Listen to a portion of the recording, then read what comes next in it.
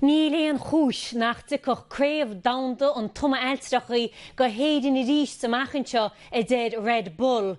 Cé gur gurtaíú trúr gon 8 ban a lach páirt a gomortas in INIS MOR in Tugu duine go mrá ar helicopter an ghair de costa go hospital na Hallscoile Gaile go bhar gurtaiche drama a bhainne.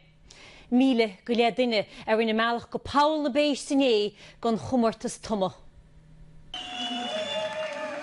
Bhí sméir wolaí na dumadar ialte a bol na béist in INIS MOR aring de chraid tomadrachta idirnáisiúnta Red Bull in Óarde 7 méadar is fios cin na nisce a bhí na fura gléims, agus óarde méadar is fios cin na nisce a bhí na mrá gléims.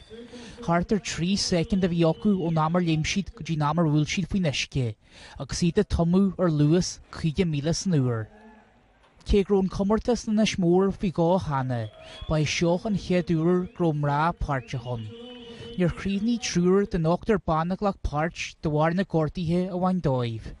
Gortiú Helen Merton as Austrail, Cecily Carton as America, agus Adriana Jimenez as Mexico.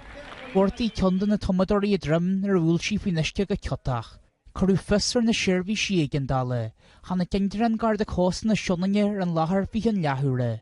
Thug gardaí cheal rónain cúnamh na seirbhí sí dala an bhana chóirtear hínseáin go dtí naingerán, áitir tugaí go hospital na Hallscoile Gaillimh. Der tre bol gól bail cheasfa chorthaí, agus go deictar dóibh gól sí amachas an hospital inis. Thug Red Bull le fis nach fecinn siad éon chúis nach jocu an comortas a agrú in íring amach an seo ríist. Cé gur gortaíú trúr as an 8 ban a ghlach páirt sin Der siad gól cursaí sáilteachta na nomachóirí agus an loch fechna a na hósaíach docu.